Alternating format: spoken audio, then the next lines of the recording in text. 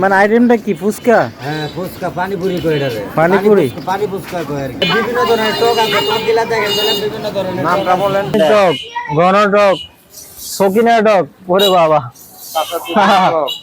সকিনা টক, এটা কি টক? এটা কাঁচা তেঁতুল টক, মিষ্টি টক, তারপরে জিরা পানি, তুফান টক, বাসন্তী টক, দই টক, ঝালবই টক, লেবুর টক, পাঁচমিশালি টক, এগুলা সব রিয়েল? হ্যাঁ সব দিয়ে এই দোকান কত করে বিক্রি করেন? দোকান 2-3 লাগাই না স্যার, 10 টাকা 30 টাকা আর 50 টাকা। মানে 30 টাকা 50 টাকা প্লেট? হ্যাঁ মানুষেরা অফার দেন না? হ্যাঁ অফার তো বেশি আছে। 30-50 খাইলে টাকা, কিছু ফ্রি।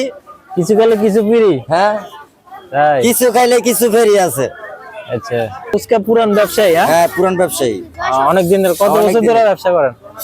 ব্যবসা তো মনে করেন 12-14 বছর ধরে করতেছি। ফুচকা খাইবা?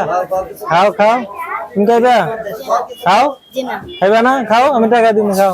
তুমি খাইবা? ফুচকা তৈরি করার জন্য যা যা লাগে সবই আছে, এই যে টক দই, কিন্তু এখানে একটা পরিবেশ দেখুন মাছি পড়ে আছে।